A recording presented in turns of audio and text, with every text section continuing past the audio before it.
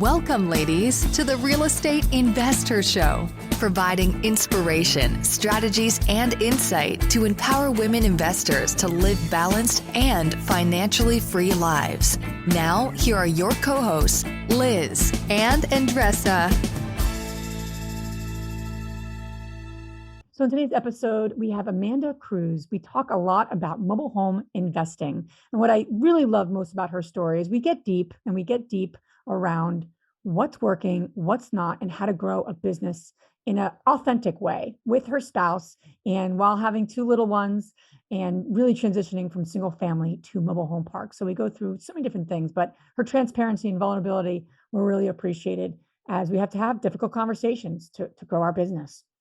Yeah, she's going to share her journey about living her W-2 and how did that play out in her family, and from underwriting her first mobile home deal and having those conversations with your own head, right? How can you get out of analysis paralysis and really uh, take a chance, make a decision? In her case, she bought a property for $500,000, and then in a year and a half, she doubled that. She's going to talk all about what she did in order to improve and get that value. Welcome back, ladies. This is Liz. And this is Andressa. Welcome back to the Real Estate Investor Show, where our mission is to empower women to live a financially free and balanced life. We hold that to whatever we are up to, and we have another amazing woman to share with you, Amanda Cruz. Thank you so much for being on our show. Thank you for spending your time with us and sharing your wisdom with our audience, our community. Thank you so much, Liz and Andressa. I'm so excited to be here and chat with you. Yeah, absolutely. So as we like to do to kind of kick things off, we'd like to share a quick little tip that's coming up for us that you can bring into your world as a investor, as a mom, as a sister, as a whatever you are. You can bring it into your world. So it's my turn, right, Andressa? I think so. Okay, so here's what I got for you. I've been listening to The High Five Habit by Mel Robbins. Love Mel Robbins, love anything she puts out. I didn't think I even needed to read her books. I'm like, I'm going to give myself a high five, really? But it's been a phenomenal book. And I know I've been listening to that for a long time. Andressa's probably like, you're still listening to that? But I am. It takes me a while. Andressa's totally thinking that. I know you. But anyway, she said something really powerful today. She said, I really resonated it. She goes, how many of you feel jealous when you scroll through Facebook and you see all these people doing different things? We all have that sense of like, in a moment, jealousy. I'm like, oh, not me. And then I really started to think about it. I'm like, I get jealous. I'll see someone doing something with their kids or living life this way. And I'm like, I want to be doing that. She's like, turn that around. Instead of being jealous, jealousy is a good thing. I'm like, okay, now I got to really keep listening. And she said, jealousy is a good thing because it means you're interested in what they're doing for some reason. So move towards it. Don't move away from it. I was like, that's very powerful. So, I thought about, okay, what about these other people that I feel sometimes jealous about am I interested in? I don't have all the answers yet, but it really created this new context for me about how I could be interested in what these other folks have. I was like, that's powerful. And I got really excited about that because we are literally in the throes of announcing that we have our 2-day Investor Con coming up in June 23rd and June 24th in Charlotte, North Carolina. And why I'm tying that into what I just said is that there's going to be 20 sessions on women who are also interested in different niches, sharing about investing, business, self-care. Our keynote is Kim Kiyosaki. Really excited about that. And this is going to be more than a conference, a traditional conference. This is going to be a transformational experience for women.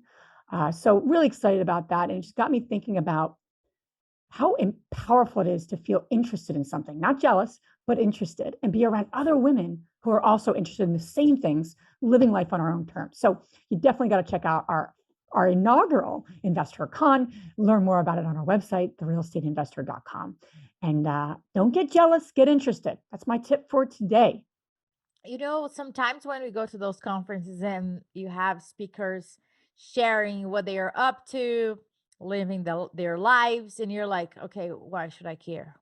I'm just actually pissed off right now because now I'm comparing yours to mine and things like that. So I love the concept that you just said, because if I get triggered, if I was like, okay, you're just showing off that you spent how many weeks on vacation while your company was running by itself? What? If we get triggered, let's look into it, right? And I think that we handpicked a lot of the speakers there that you're going to get triggered because they're really living life on their own terms. But if we look at it as a possibility for us to also embrace that and like, okay, how can I teach me how? Tell me how did you do it? And live life on our own terms now. Because we don't want to just create that for the next generation. How does that look for us now? I want it now, Liz. Give me. Love it. I love it. So Amanda, thank you so much for being on our show. And, I'd like to kind of kick things off with you and asking you what moved you to start investing in real estate? Yeah. So probably like a lot of people, I started in the W-2 world. I was climbing the ladder. I loved my job. I didn't really think at all about owning my own business or investing. And one day, it really just kind of hit me. The person who had the job 2 promotions ahead of me couldn't take a vacation without being tied to their email. And I didn't want that. And I was like, okay, for the first time, I thought, hey, maybe there is something different for me out there than working for somebody else. I would really like to create my own thing. So, right after having my first baby and coming back from maternity leave, I decided to create a business. I started a business. I spent a year doing that. It wasn't anything to do with real estate. And after spending nights and weekends and so much time doing that, it totally failed. And at that point, I needed to pivot. I'd kind of been interested in real estate before and thought, hey, this makes sense. Let's do it. And so we jumped in and bought our first duplex. And that's how we first got into real estate. Tell me about that first duplex, right? Because I always say the first one is the quote unquote the hardest one because you're breaking the ceiling. Nobody can ever tell you before, oh, you never done a deal, right? Well, I've done a deal. So for all the folks that they have their W-2, they don't necessarily hate it. It's not like that they are despising that and running from it. Tell us, how did you find it and how did you finance your first deal? Yeah, so we had a pretty traditional experience as far as finding it. We had an agent we'd been working with who was an investor friendly agent, and he found us a deal that was a little bit farther away than we had been originally looking at, but it was perfect for us because it needed some work. It didn't need a ton of work, so it was a good first property, but we needed to replace the flooring and repaint it and just do some updating and stuff like that to add some value and get tenants in there. And we bought it with also pretty traditional. I think we had to put 20 or maybe even 25% down because it was a duplex, non-owner occupied. And so that's just how we got in and made it nicer and put tenants in place. And that was a traditional multi. So yeah, Yeah, just a traditional duplex. got it. We rented to just a mom and a kid on either side. Awesome. And then your journey has brought you into mobile home parks. I know that's what your focus is in developing that and growing that business. So tell us a little about that journey where you were, because multifamily is its own entity, it's its own Yeah, it's asset quite class, different than the I know duplex. for Yes. me personally, I'm like, I love learning about mobile home parks, but there's a lot of nuances, nuances that are different. They're tweaked in a lot of ways to the multifamily space. And then there's some similarities. So tell us a little about that Absolutely. transition for yourself. Yeah, okay, so we did the duplex, we got tenants in place, and that was going pretty well, so we were like, "Hey, let's do a burn next." Everybody talks about burn, I'm sure you guys, talk about it a lot, but it's just to break it down in really simple terms, you basically buy a property and then fix it up, and then you go back and get a mortgage on it, so it's a way to get into a property with really low money, out of pocket. So we wanted to do that and we did it and we renovated a house and that was fine, but we didn't love managing contractors and the renovation side. What? And I That's know, so much right? fun, isn't it? That's everybody's favorite part. That's my And favorite so thing. we also wanted to move faster at this point. We knew we wanted to like leave W-2 jobs, and doing one BRRRR, one property at a time really wasn't going to get us there as quickly as we wanted. So we got into individual mobile homes next. And it was where you basically buy a mobile home from somebody who really needs to sell it, just like with any other single family residence. And then we turned around and sold them to families who were going to live there. They were making it their home. It's really hard to get financing on an individual pre-owned mobile home for those families. So we were the bank. We financed it for them, and they pay us over time. We still get um, these payments, these mortgage payments to us, and those are at 18% interest. And we're giving somebody a home they would never be able to qualify for. It was such a win-win. We loved that space, and we wanted to go further into it. So that's why we decided on mobile home parks and sort of never looked back. And now we have 80 lots across 3 parks, all in Western North Carolina.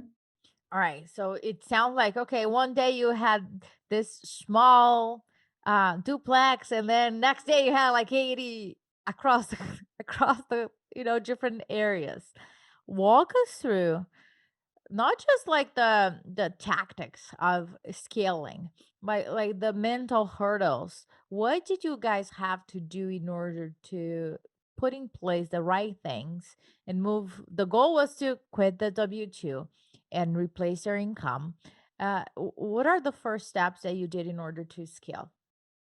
Honestly, I think the first thing is a mental change, right? A lot of times, and Is we there were a guilty of pill? Is this. there a pill, Amanda, that we can just like swallow the pill just like Right? overnight? You That'll be tell me when you great. create that. Oh, I was gonna say the same thing, Amanda. When you create it, ship it to us and we distribute to the community. That's right. Yeah, I mean, it's definitely a mental thing first, right? And to be fair, if I would go back to 2018 when we were buying our first duplex, I did not think we would own 80 mobile home lots. I thought, commercial real estate was for those other rich people, definitely not something I could ever get into. And so it was a bit of a stepping, right? We did the mobile homes first and then 1 park. So it definitely wasn't, hey, we're going to go buy 80 lots tomorrow. But one thing we like to do is think, okay, what could we do if success were guaranteed? What would be exciting, right? Because it's easier for me and for a lot of people to think, okay, well, I have 1 duplex now. Next year, I can probably buy 2 more. Well, what if success were guaranteed and I could buy 20 next year? Would I want to? Heck yeah, I probably would want to, but oh, I can't do that. I probably don't know how to get the financing, and it's terrifying. And how would I manage it, right? So just thinking, hey, what would I want to do if success were guaranteed? And making that the goal, because it makes your mind think differently, right? There's a different strategy to getting 2 properties next year than there is to getting 20 doors next year. And so really allowing yourself to make that mental shift of, okay, I have no idea how I'm going to accomplish this, and that's okay. What can I do today that gets me in that direction? Right? Do I need to find a lender who I can work with? Do I need to find a partner? What can I do to get me moving in that direction and not being afraid to fail? Because I mean, I failed, right? I created an entire business that failed. Um, but there's a lot of learning in failure, and it's okay to fail and still learn and move on and be successful in the end. So you asked yourself that question. I love that question, by the way. What can I do to guarantee success, or how, paraphrasing, in this area? So you must have answered that question that you wanted to go bigger, right? What were those strategies that you did, or those initial steps you took? Because we always talk about micro actions, right? And it's just like taking one that. action. And I know for all of us, right, whatever we're working on, it's like just take one step, one action. You don't have to do it all. So what were those initial handful of actions that when you look back, you're like, that really moved the needle and got me here? Yeah, when we decided to do mobile home parks, right, we needed to educate ourselves. So that was a big piece, right? Just making sure we felt confident. And then also starting to talk to sellers, right? How I can't buy a park if I don't have somebody willing to sell me a park. So we started looking on, on websites, which as you guys know, that may not be the best place to look for properties that are out there. So we knew we wanted to go directly to sellers, just like we, did when we found our bird deal. And so we just started cataloging the mobile home parks in the area. My husband would literally drive at that time around and look for mobile home parks and just started reaching out, trying to call people and start talking to potential sellers. And that was the biggest thing, is just starting to get potential deals coming in so that we could even analyze them. I love that because sometimes it gets too much in our head, right? And we are getting ready to get ready, and then maybe next month. Right. But I think what you're saying is like, okay, we got the knowledge, but we are also taking action. You're really literally moving your body and go and get it, so you don't have this excuse, oh, the market or it's too far or whatever it is. And you never know you meet that will connect you to another person that will finally connect you to the first deal, right? Mobile home, it's not a niche that I currently invest, but for the women that are listening here and they are interested in knowing more, can you break down for me, why do you invest in mobile home? What are or the ticking boxes? They're like, oh, that ticks. We're like the golden stars, that the reasons why you invest in mobile homes. Yeah. So we definitely like being in the affordable housing niche. It feels good to be providing safe, affordable homes, and it's a really growing niche, right? There's a lot of demand for that niche. And we also like the returns that you can get on mobile home parks.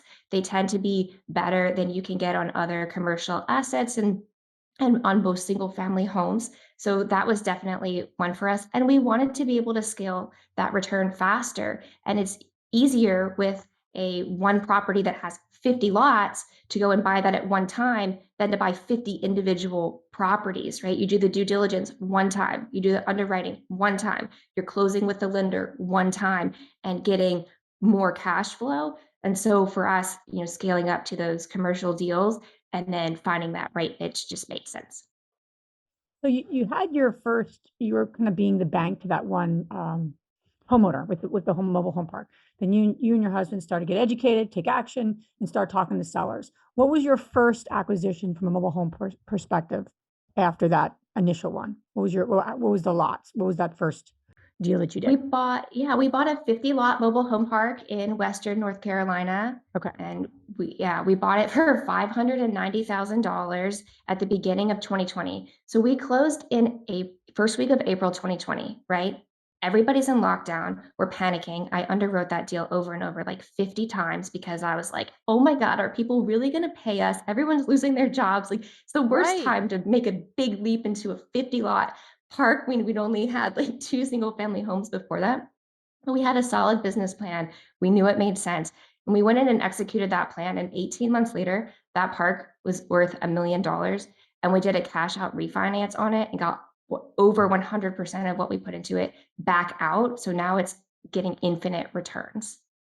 I Okay. love that. Let's break No, we got that to break down. this down. Yeah, we got to break this down. Let's get specific here, girlfriend. This is important. All right. So you bought it at 590. How you said how was it 2 years or 1 year, and then it was worth $1 million? A year and a half. Year and a half. Okay, gotcha. Okay, so you said something very magical that most people don't realize how important this is. You created a business plan. You underwrote it to that business plan, and then you executed the business plan. I'm just saying that a little bit, with a little bit of funniness in there, because that's what it takes to really get into larger commercial especially in our world of multifamily, right? People are like, well, how do you know how many units and how much? Because you're creating a business plan and you've underwritten it to that business plan, and now you're executing the business plan. It's just as simple as that. So walk us through what was in that business plan, because I think we're all kind of curious the value add that you can do on that type of project. So you close, it's worth 590. What were some of those important pieces in your business plan? So making sure rents are at market value in any property, right? Single family or multifamily, you want to make sure your rents are at market value. So that was one item. You can also do utility bill backs, with mobile home parks, which is one thing we really like about it. So the water costs in a lot of mom and pop run mobile home parks are just absorbed by the park. They're just paying that expense. So on this park, sub meters were already installed. The owner just wasn't leveraging them correctly. She was sort of assessing fees as she felt like for too much water usage, whatever she deemed that might be on a given month, which by the way is not even legal in North So Carolina. it was just sitting there that not idealized. That's right. And so Oh my we goodness. started, billing tenants for the correct water usage that they had. We made the park nicer. We always bring in dumpsters and allow tenants to throw whatever they want in them to begin with, so we can clean up the park one time and start on a fresh start before you start, if somebody has trash in their front That's yard, before smart. you give them a notice, That's let's get very the park smart. nicer first. Thank you. That's smart because the dumpster is going to cost less than all the visual and everything else. Right. And Nice. then they feel better, right? They want to start on a good note. Putting up signage, like we had a new sign put in, and just those sort of more simple, basic things, and it really shot up the value of the park. Amanda, where did you get the confidence? Because that's what women are asking right now. Okay, you on the road for 50 times and you had those criteria there, but there is this little thing called voice in your head that sometimes say, oh no, don't get out of your comfort zone. Or how about Yeah. if you're not that experienced, you're not that whatever, Yes. whatever you are not that. How did you overcome that voice in your head? Understood. That's such a good question. I wish it were like so simple as one thing, but I will say I'm not afraid of failure. The other thing that I like to do because I was struggling with this, right? Should we buy this park? Should we not? Are we making a bad decision? Are we going to totally mess up our finances? Yada, yada, yada. I like to play the game of what is the worst thing that can happen, right? So, what was the worst thing that can happen there? Half of the tenants don't pay us, right? Okay, fine. We can still make our mortgage payment. I'm about to leave my W-2 job to do investing full time. What is the worst thing? That one has been really big in my head. Like, oh my God, what am I doing? Can I really do this? Right? Just playing that game of what is the worst thing that can happen. And a lot of times, the worst case scenario is really not that bad. For instance, with leaving my W-2 job, the worst case scenario is, well, we go through all of our savings and we can't make any money as investors, and I have to get another W-2 job. Okay, well, that's kind of where I am now. So like things Right. aren't that bad as you may seem in your head. So that might be helpful to some people to kind of play that game with themselves. Yeah, it's a fun game until you really start getting dark. I've done that with my husband. Sometimes we're like, okay, all right, had enough, had enough, had enough. Listen, I think we're good. what do you call that? It could be worse. It could be worse. Is that it could be worse game that you play with Yes. me? So just very quick, hold your thought, Liz. Write that Okay, down I wrote it down. I wrote it down. because I need to tell everybody Okay. this story. Liz and I we went to Philadelphia in a conference, and we had to walk back to my house, and it started raining. And I think I have one small freaking umbrella in my bag, I guess. Do you remember that? I do.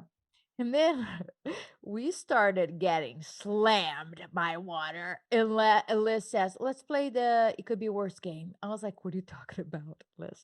So her and I started playing in the rain. It could be worse. So every time that she said, okay, I'm going to start. It could be worse. We could be wearing white pants right now. And then we started laughing. And then I started saying, the worst of the worst things ever.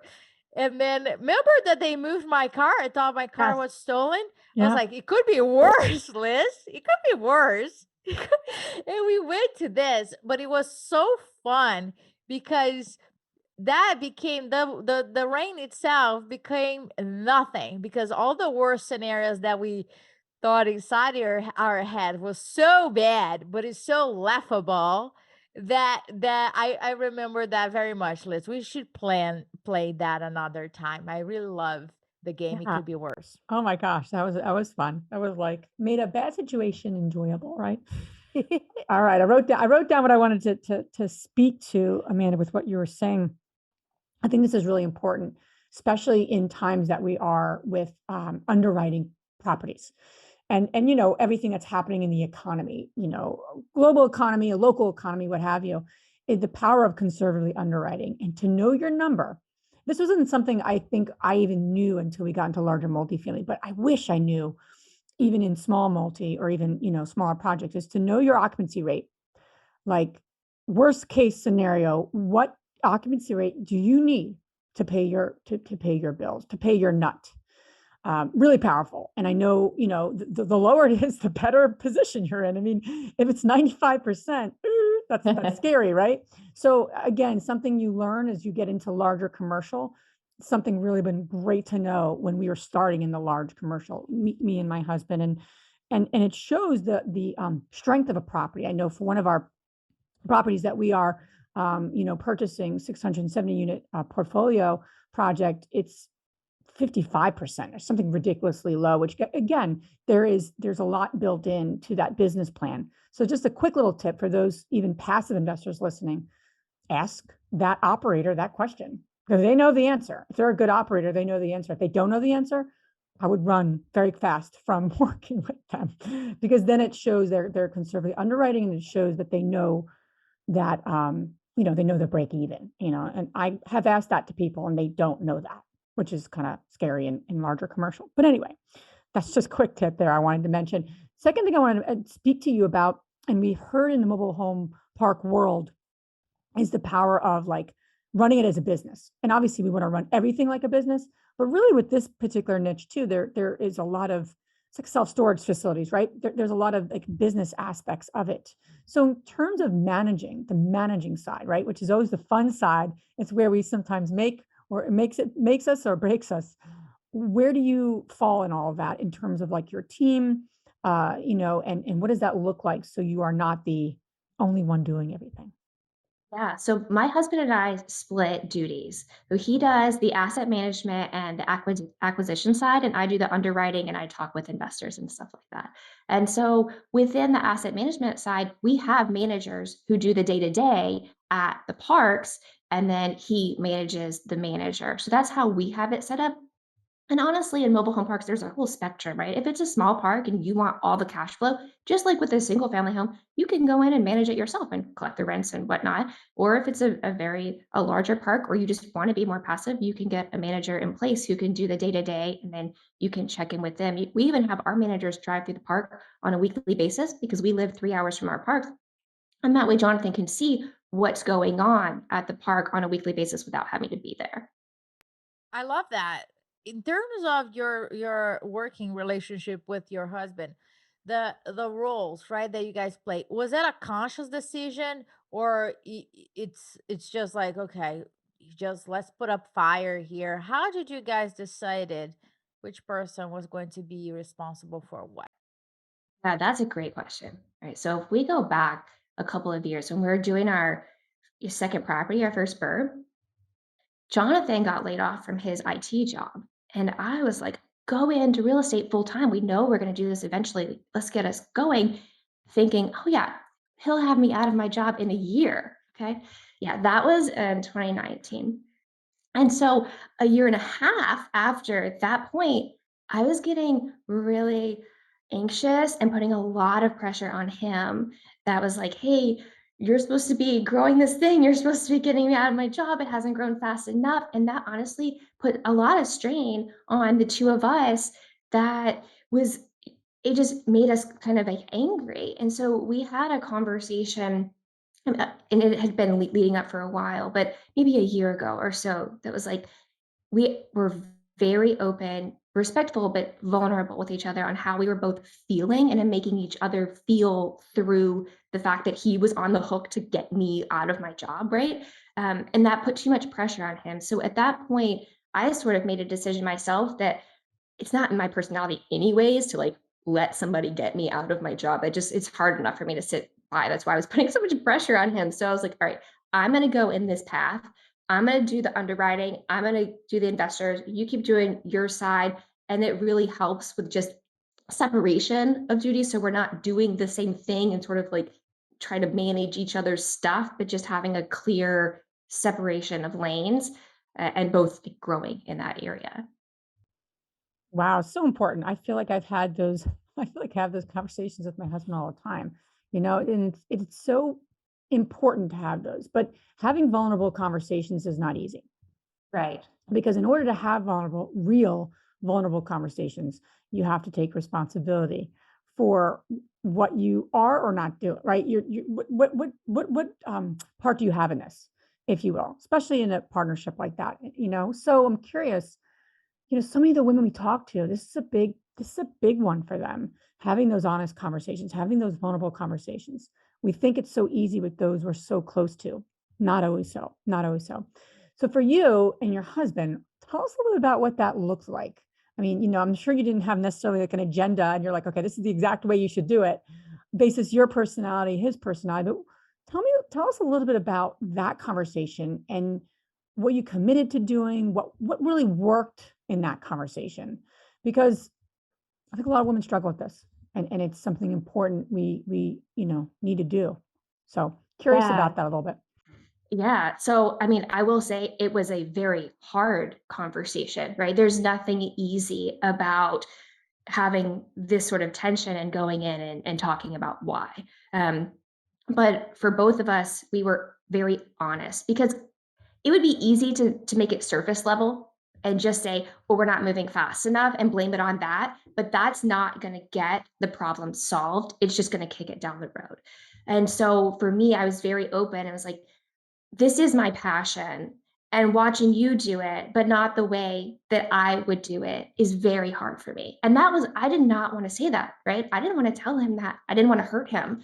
And for him, he was very open and saying, you know, the way that I have been having pressure put on me makes me feel like I'm not doing a good enough job being like the man of the family, like I'm not good enough. And those things are very, very hard to say to each other, but they also really broke down the walls. And it moves from a place of anger, like he's mad at me for putting too much pressure on him, or I'm mad at him for not moving forward, to a place of empathy. It's like, I understand why you feel that way. And I've been making you feel that way, and I see that, and here's how we can change moving forward. We are on our book club of the month. We are reading Daring Greatly by Bréne Brown. And there's a chapter on that book that she talks about shame and how men experience shame and vulnerability. And that's exactly what you're describing it, right? That they need to fulfill that. What is the man's role into that? And it brings me back to this. I saw this commercial from Dunkin' Donuts. He just got released. What is that woman that has a long hair? It's like Rapunzel or something, Hmm. Hmm. right? So she is at the That's a top great of commercial. I know you're talking about. It's a great just commercial. that I was like laughing. So she's at the top of this tower and having a coffee, and then the guy is like at the bottom saying, "I came here to save you," and she's like, "No, no, no, I'm good." And she start pulling Her hair. her hair back. She's like, "No, I came here to save you." It's like, "No, no, I'm good today. Listen, I think we should, just." She start pulling it back, which comes back to what you're saying. It's like you didn't need it to be quote unquote saved or taking out of it.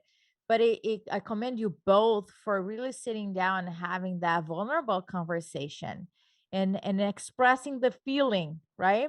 It's different than like what we were thinking. It's like, no, what am I feeling right now?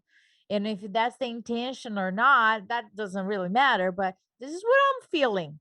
I know, I mean, that he's gonna have any intention to make him feel that way, shape, or form, but that's what he was feeling. And we we need to acknowledge people how they're feeling instead of saying, well, but that's not my intention. Well, that defeats the purpose of the conversation.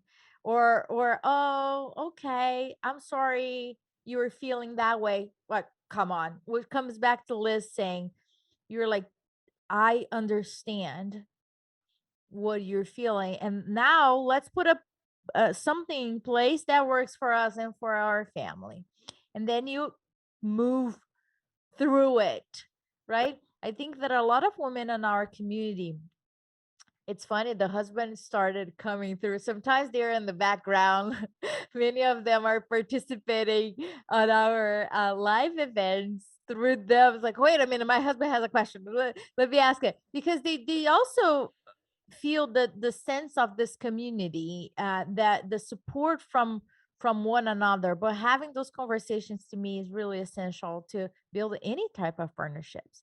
And talking about partnerships, I'm curious to understand your business plan, if that's something that you're looking to expand, if you're already uh doing more things with others. But what is your view in terms of partnerships?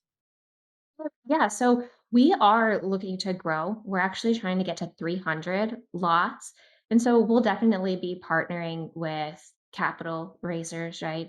Investors who are going to, come in and get a good return. So that's the biggest piece right now, is partnering with people who will either become passive investors or bring on passive investors for us. And how are you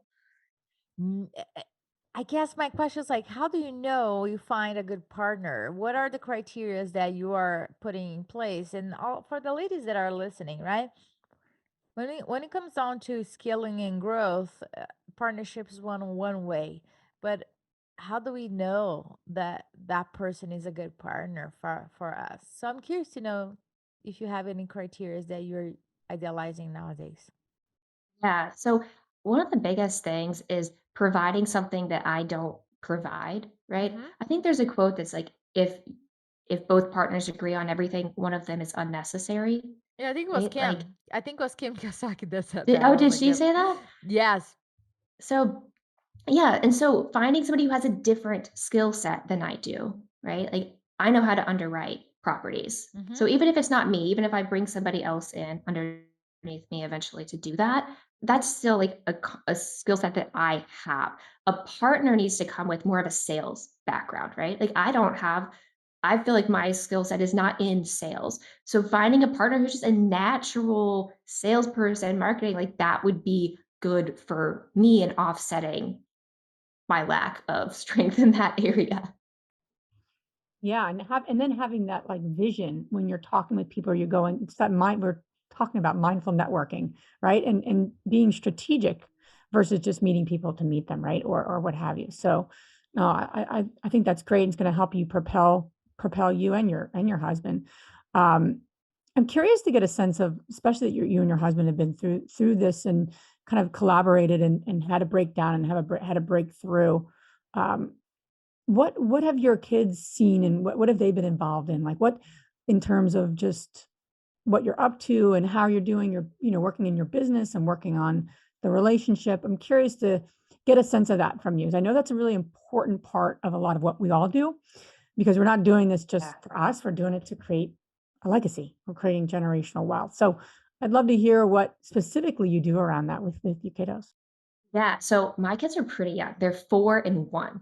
And so my 4-year-old is starting to understand, right? We used to go and look through parks and sometimes we'll take her to our parks and she likes to drive through. She thinks that we're looking for a home for her. She's like, I want to live in that one. I'm like, no, sweetie, like, it's not for you, right? Somebody else is going to live there. But she understands that we own these properties. I think that's what she really understands at this point, and that we're working on that, sort of together. And but outside of that, at this point, I don't know that she has any more understanding, although as she gets older and older, we're starting to get into businesses, so my mom will pay her to do these odd jobs around the house, and I started talking to her one day about, "Oh, well, what if instead of doing these odd jobs, you could do a business? What if you did like, baked something and went and sold it?" She's like, "Oh, yeah, doing those jobs does sound too hard. Maybe I need a business." I'm like, okay, we're getting somewhere, like just starting in those small areas. Yeah, no, absolutely. And it is small, right? It's like what they can, but they get more than we think they do. They really do. And I Sure. am like often astounded of like, I drove into an area, I told Jess of this. I drove into an area of a property we used to own in New Jersey, and I wanted to shoot a video because I was in the area and I'm not usually in the area. So I'm like, that's a great opportunity. I shoot a quick video. My son was in the car, he's 8. So we pull up to the area and he said, Mom, you getting out of this car? I'm like, yeah, I'm going to go shoot a video. I literally be 5 minutes. It'd be 5 minutes, Zach. I don't know about this area. It doesn't seem very safe. Why did you buy property here? Like he's like grilling me on my acquisition choices. What 10 are years your ago. criteria, Mom? Yeah, pretty much is what he said. It's like, when you get out of the car, lock the door. I don't want to I don't want anyone to get in this car. And it wasn't that unsafe an area, for the record, but it was just interesting that he's an 8-year-old and picked up on that. So they know more than we think, and they're they're soaking it all in. So expose them. I think the biggest. Go ahead, Amanda. I think the biggest thing for right now is expanding their minds on what is possible. That mommy and daddy own businesses, we own real estate. I didn't have that necessarily growing up, right? That to look up to, or to know that I could do that. So to me, that's one of the biggest things for right now. And the ride back home after I pick up Lorenzo, I was like, "How was your weekend with Dad?" He spent the weekend with Dad and his grandparents. He's like, "Oh, we play cash flow." I was like, "Oh, you guys play cash flow? That's so cool." He's like, "Yeah, I'm getting very good at cash flow." I was like, and in my head, I was like, it took me like so many years to even understand what the word cash flow is, what it means. And then you're 6 years old, maybe even if you don't even understand, doesn't matter. That is part of your vocabulary. And I was like, that's cool. Okay, great. Check. Let's move forward. Oh my gosh, that's awesome. He's like, what are my depreciating assets? Like things that right, that you just wonder about. I love it. Amanda, I love this. And I appreciate you, coming on our show and sharing your wisdom with our community. So where can the ladies listening learn more about you? Yeah, so I have a video on my website of 3 reasons mobile home parks are a better investment than single family homes. So they can check that out at voyageinvesting.com/free. I also post a ton on investing and mobile home parks on my Instagram. So follow me at Investing with Amanda. Awesome. And all this information you guys can find on our show notes. Now we're going to transition to our fabulous 3 questions. And the first one, Amanda, is what's the most transformational book you ever read? So that would be Who Not How by Dan Sullivan. So I'm launching a course, right, in how to invest in mobile home parks. And previously I would have done everything myself. But after reading that book, I really decided like, okay, I obviously own the content. Jonathan and I own the content, but putting it over to somebody else to get it in the platform to do what they do so we can keep moving forward even if we're busy. And that was a big book for me for sure. And what is the most powerful routine that you do to create a financially free and balanced life? Every morning, I take like 5, 10 minutes to just think through what is the most important thing I need to accomplish today and make sure that that is the priority. And I try to not check email or other things until I make progress on that one thing. And the last question is which woman, famous or not, has inspired you the most?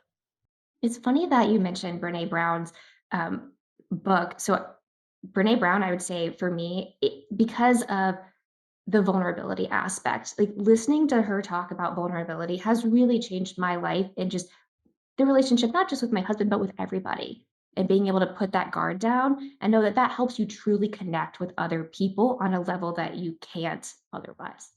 Amanda, thank you so much for being on our show. Thank you for sharing your wisdom with our community. We really appreciate you being here with us. Thank you so much for having me, Liz and Andresa. Thank you so much, Amanda. If you enjoyed this podcast and want to receive updates on our next interviews, go to our website, therealestateinvestor.com. There, you can subscribe to our show, become part of our investor community, and get updates on upcoming episodes. If you like our show, please share it with other women who would benefit. And don't forget to leave us a rating on iTunes. We'd really appreciate it. And as always, we encourage you to take one action as a result of today's show and put it into motion so you can live both a financially free and balanced life. Thanks for spending time with us. Ciao.